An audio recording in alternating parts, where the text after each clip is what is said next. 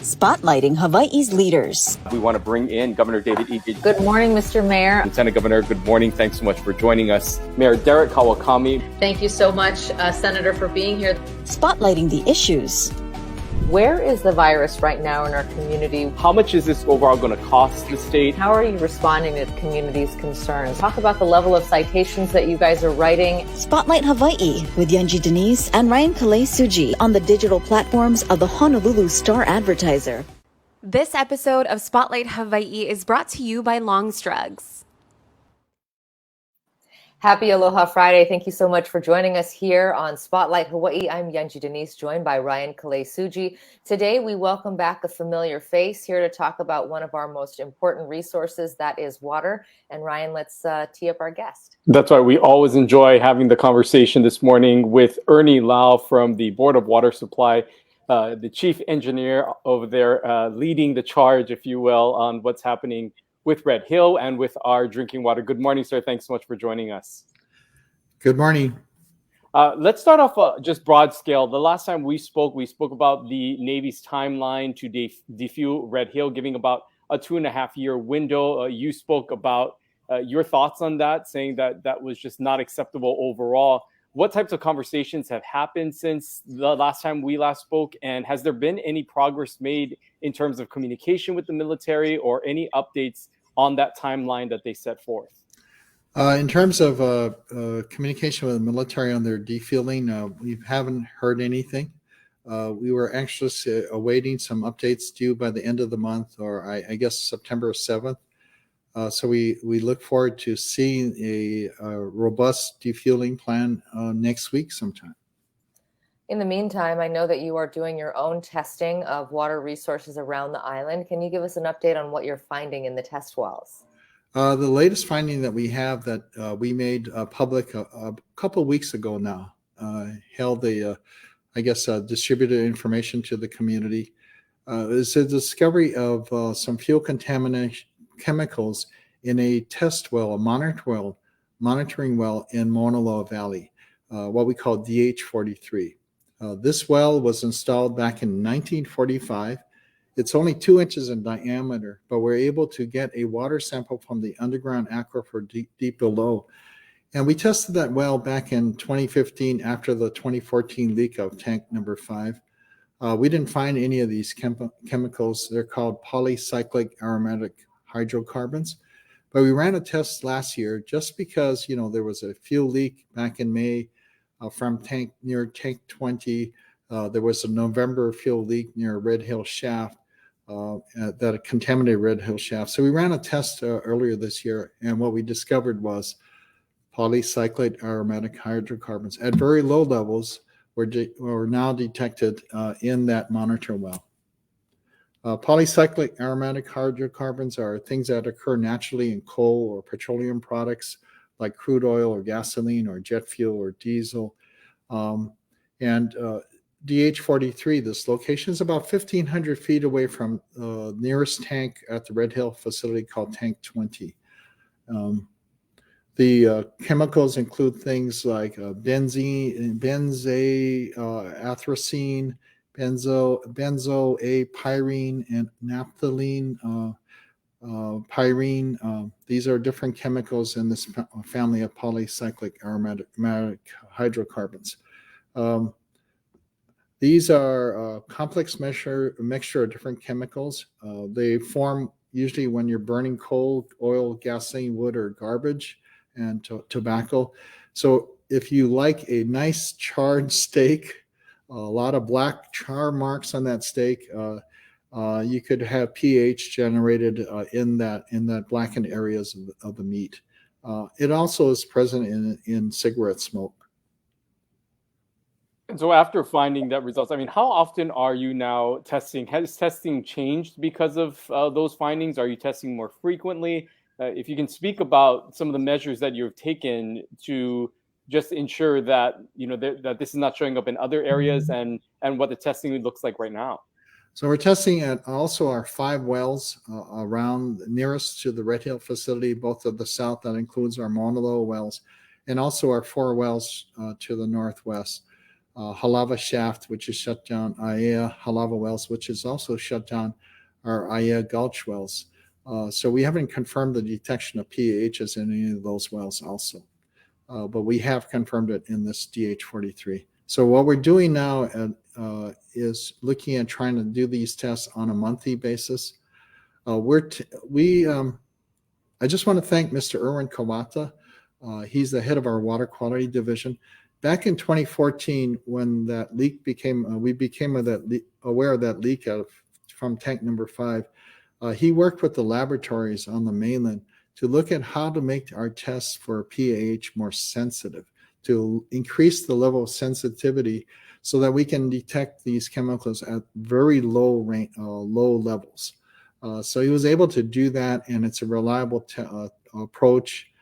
So these detections are at very low levels, parts per trillion range, but we do that because we want to get an early warning of things maybe that might change over time. Better to catch it at lower levels, detect it at lower levels so that we can anticipate and watch it. So what's going to be very important right now is to watch if there's changes in the levels or concentrations of these chemicals in DH43 over time. We're going to go to monthly tests. The tests take about over 2 months to get the test results back because they're you basically almost need clean room conditions to conduct this test. Well, when you look at that, and we want to make clear that this is a monitor well, not a drinking water well. That is a distinction that's very important. But still, when you see that, what does it indicate to you? What are you most concerned about in seeing those chemicals in this monitor well? One of the things that tells us is that the field contamination, and we suspect the Red Hill facility, which is the only field type of facility in Mauna Loa Valley, which is all really residential, except for the golf course, is that the contamination, we believe, has moved off of Navy property. So I think the investigation into the underground aquifer on both sides, on the Mauna Loa side to the east and also the Halava side to the west, that needs to proceed looking outside of Navy property.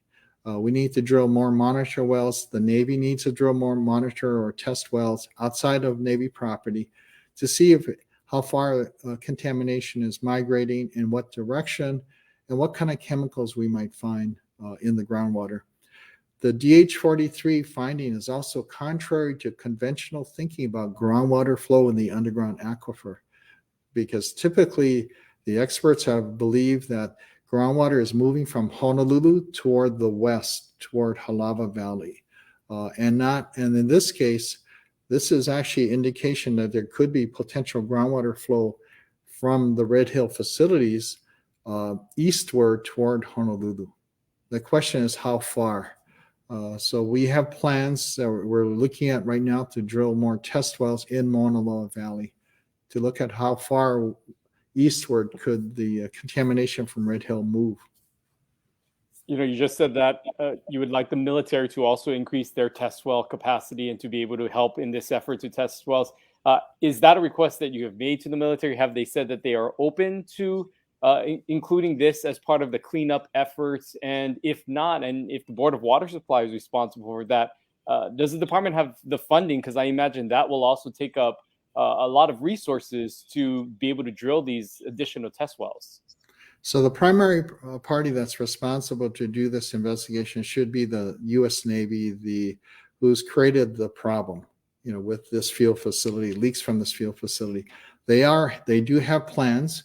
And we know that the Department of Health and EPA have recommended to them to look at drilling more wells outside of Navy property. But right now, in terms of the order or sequence of work that they seem to be conducting, as far as we know, they seem to be focused on drilling wells, test wells on their property within the Navy Red Hill field facility property.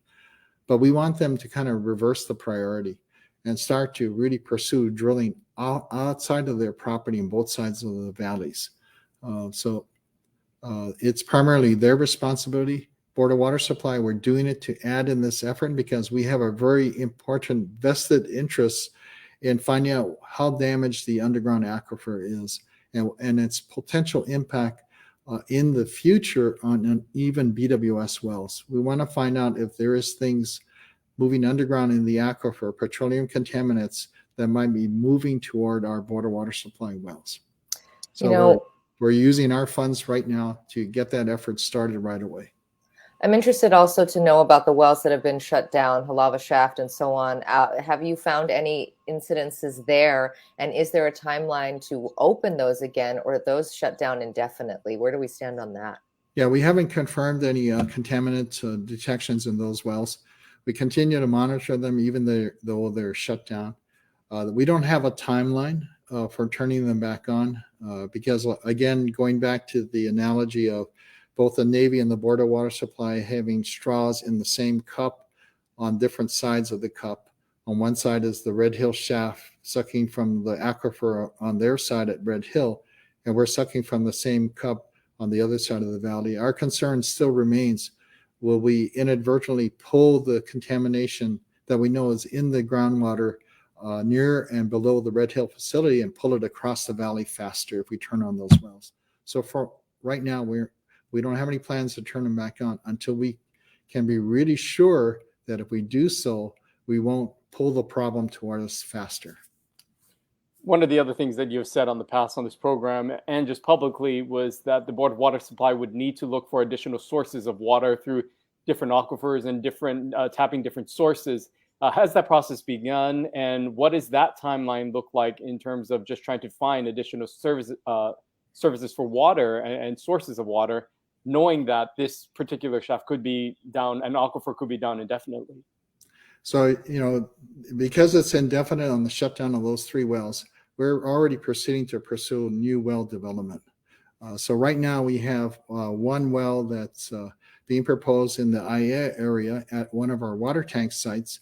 And that project is already, the environmental assessment, draft environmental assessment is already out publicly, and we're seeking comments. So we're going to proceed, hopefully, to be able to put that well out to bid for construction of that exploratory well in the next few weeks. So we're already moving forward. We're not waiting. And how much of the deficit will that make up? Because we know that these are pretty critical wells that have been shut down for some time. Just remember Halava Shaft. It's one of our largest water sources on the island. And for Honolulu, it represents a significant portion of our supply capacity. On an average basis, it could pump 10 to 11 million gallons of water a day from that one facility. And in the summers, it could go up higher. This well at IEA will just be a fraction of that capacity. It's going to take a lot more wells that are probably going to be smaller in capacity to replace the capacity we currently have turned off. I want to maybe shift our focus a little bit more just on the availability of water right now with the sources that we have and being, going through these hot summer months where we tend to see less rain. How is the supply overall of water right now? And have you continued to see a decrease in usage now that you have called for this voluntary scaling back of residents to conserve water here in Honolulu?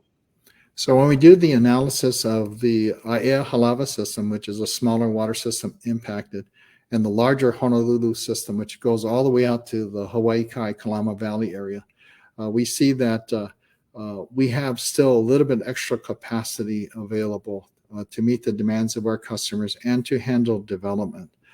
So a little bit more spare capacity in Honolulu, a little less in the IEA Halava system.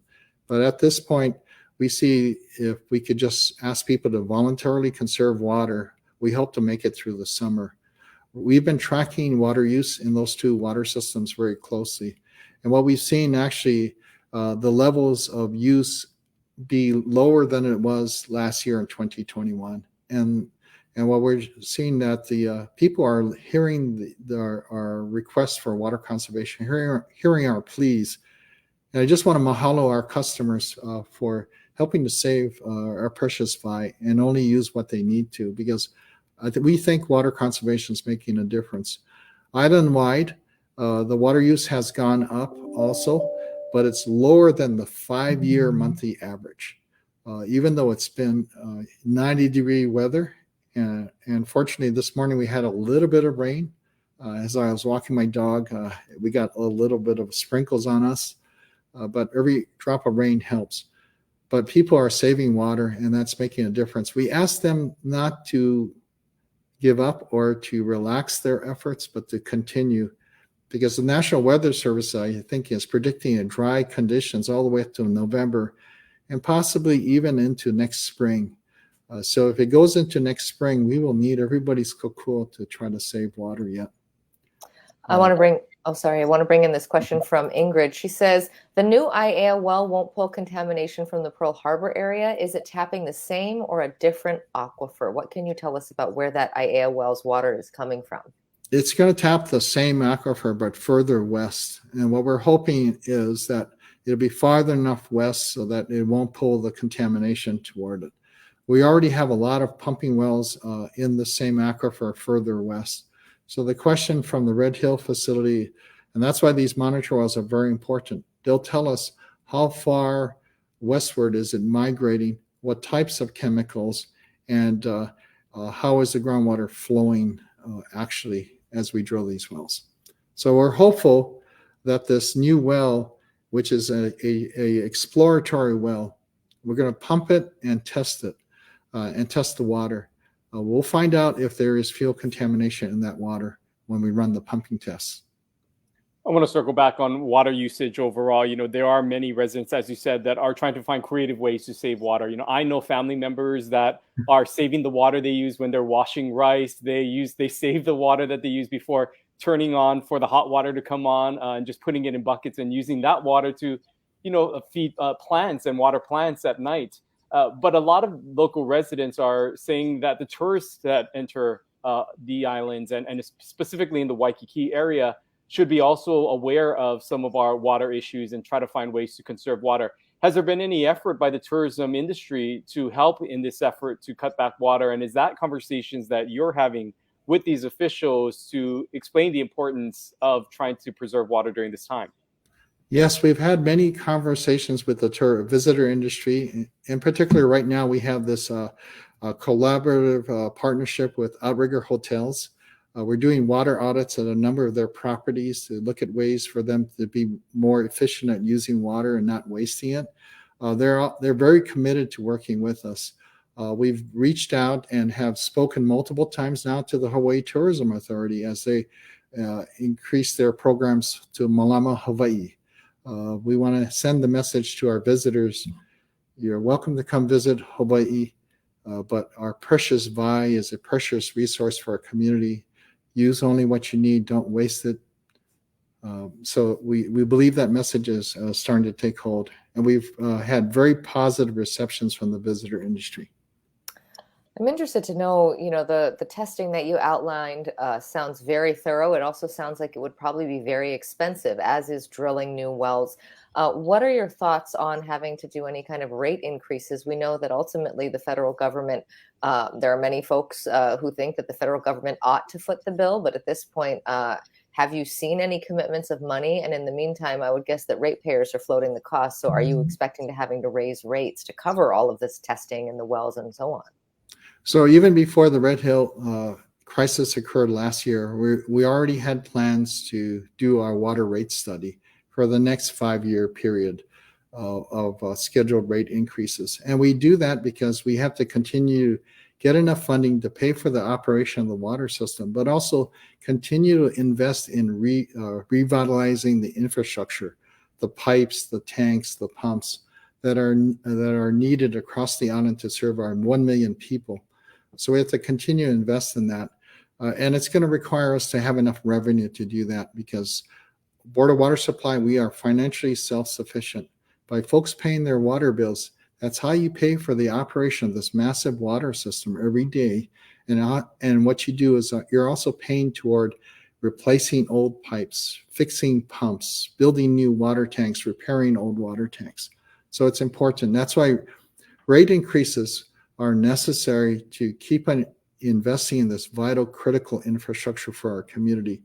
We're very aware that we have to do it in a fashion that is affordable for our customers, because we know very well that people are struggling to make ends meet, and especially with the high inflation. Think of high inflation that you're experiencing right now. Board of Water Supply operationally, we're experiencing the same issues. We're seeing energy costs really increase quite radically.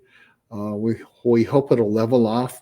But rather than passing that cost increase in our electricity bill, I've asked the department to look at ways to tighten our belts, to control our costs, so that we don't have to go back to our customers right now to pass that energy cost increases back to them.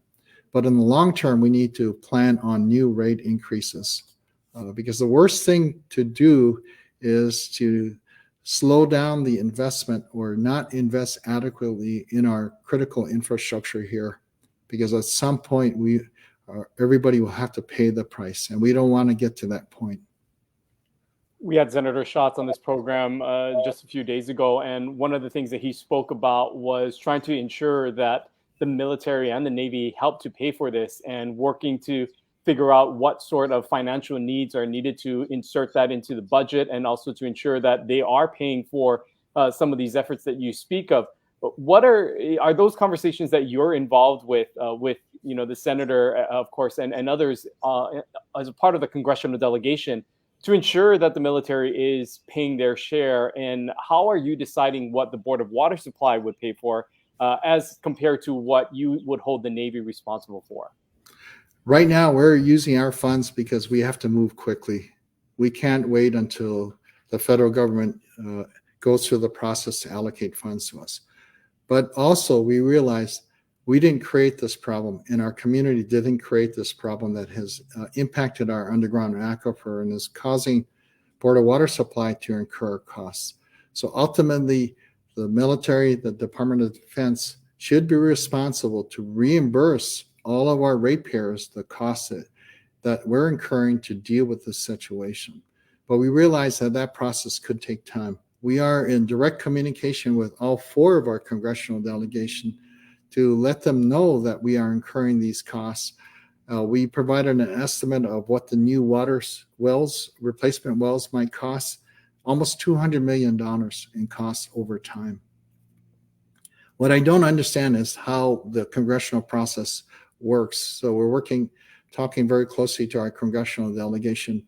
They are going to be key to successfully getting us the funding in the future, to make sure it's in the authorized under the appropriations and in the appropriations or the budget itself. So authorization and appropriation.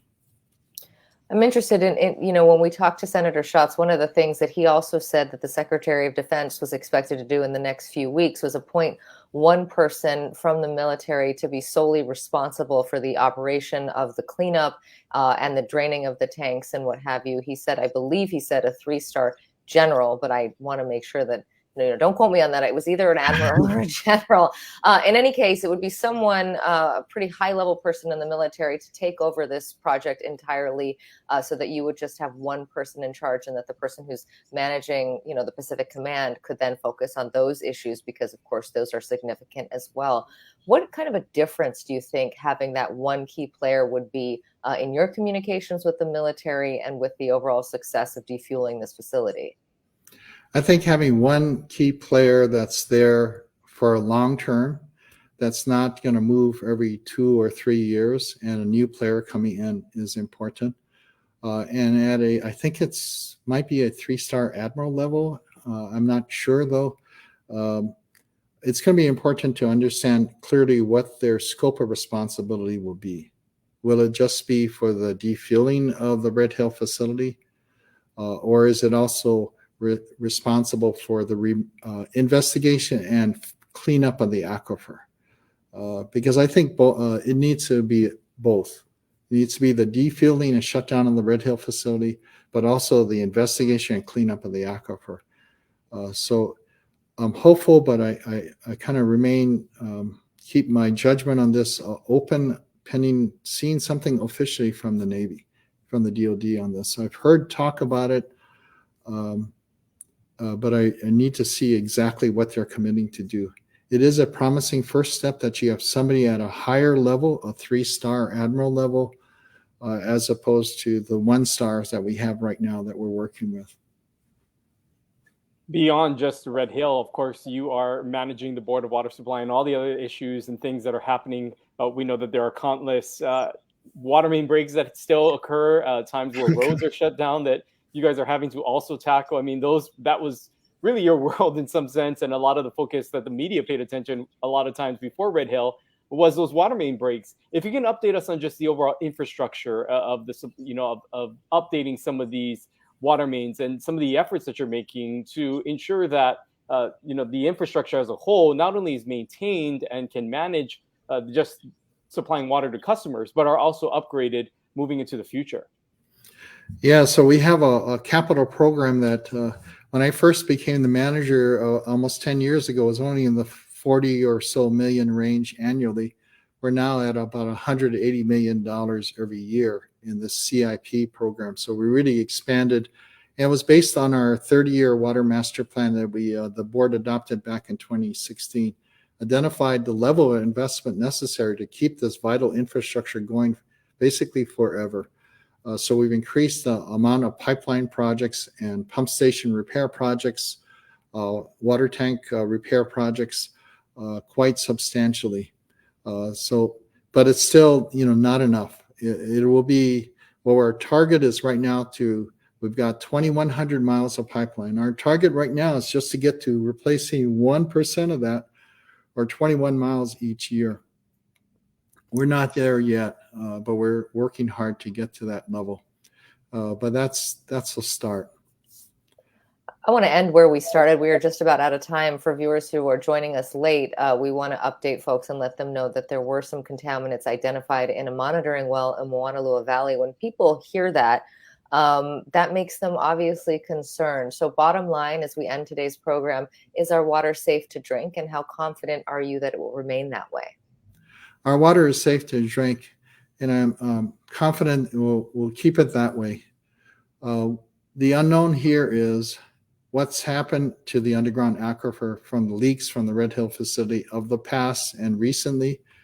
And unless they defuel that facility soon, there could be potential for further leaks getting into the aquifer. So I can't say what the long-term future will bring. Just know that the Board of Water Supply is committed to providing safe drinking water to our community. We're also very aware that there's going to be a need for more water supply capacity to handle the development of affordable housing. And we're working hard to also try to address those needs too. All right, Ernie Lau from the Board of Water Supply, thank you so much for joining us here on this Friday and updating us on the Red Hill situation and then everything else that you are dealing with over there at the Board of Water Supply. We really appreciate you spending time with us and updating us, and for your transparency in the information that you provide. We really appreciate it. Thank you so much, and mahalo to all our customers for saving water. Thank you. Aloha. Ryan, I think David sums it up right here. Truth, facts, and transparency. Thank you, Mr. Lau. He's always a popular guest because he really is so very honest in his responses. If you missed any part of this conversation, remember you can watch it later on Channel 50, watch it here on this platform, or catch it as a podcast wherever you get your podcasts.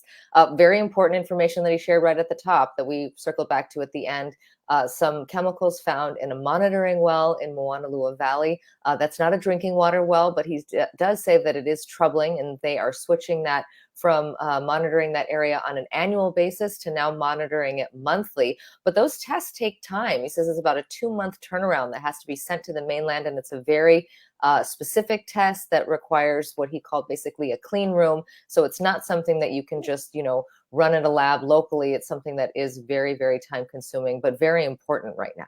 And his call for more of these testing wells to be set up and really for the military to step up to help in that process of addressing these testing and the testing capacity by adding more of these testing wells in and around that area, as well as beyond of where they could anticipate some of these, water being flown into, and really just, he's saying, flip the mentality of the military right now. Instead of just using the testing wells that service the military community, but moving beyond just the military and going into the neighboring communities that surround the area and impact other residents here that may potentially be impacted by this by adding those additional testing. We also heard from him saying, really frankly, that this is not a problem that we put on. This is a problem that the military brought on us, and that therefore the military should be responsible for picking up the tab. But right now, they cannot wait for that funding to come through from the federal government.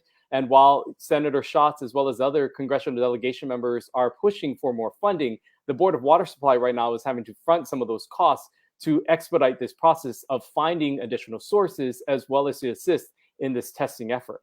Yeah, and he said that those wells that they want to drill and sort of making up from the Halava shaft and other areas that have had to be shut down because of Red Hill, their estimate right now is that that will cost around $200 million just for that portion. That does not include, of course, some of the other issues that could arise when we think about cleanup or testing or other things. This is just to replace some of that water. To that end, they are drilling in Aiea to try to set up a new well, but he said in his own words that it will be just a fraction of the water that we now cannot access because they want to be so careful about not drawing that contamination across the valley. So a lot of updates. He spoke very highly of having a person in charge, not only from the military, not only of the cleanup, but also of, not only, rather of the draining of the well, but also the cleanup in the future. That's something that he's hoping for. Of course, all eyes on September 7th. That's when the Navy said they will release a new timeline. We are watching for that report as well to see what new things they bring. Someone else who's watching that, of course, is our guest on Wednesday. We are taking Monday off. We hope you are able to as well. Join us here on Wednesday for our conversation with Governor David Ige. Yeah, always a lot to talk with about the governor, including this Red Hill and the efforts to defuel. We should have a general idea also of that report when we speak to him, but also about some of the other issues and topics that are happening in and around the state. Always a lot of topics we cover with Governor Ige, and looking forward to another conversation with him on Wednesday. We hope you have a great and safe long weekend. We'll see you right back here on Wednesday for another episode of Spotlight Hawaii. Until then, take care and aloha. Aloha. This episode of Spotlight Hawaii is brought to you by Long's Drugs.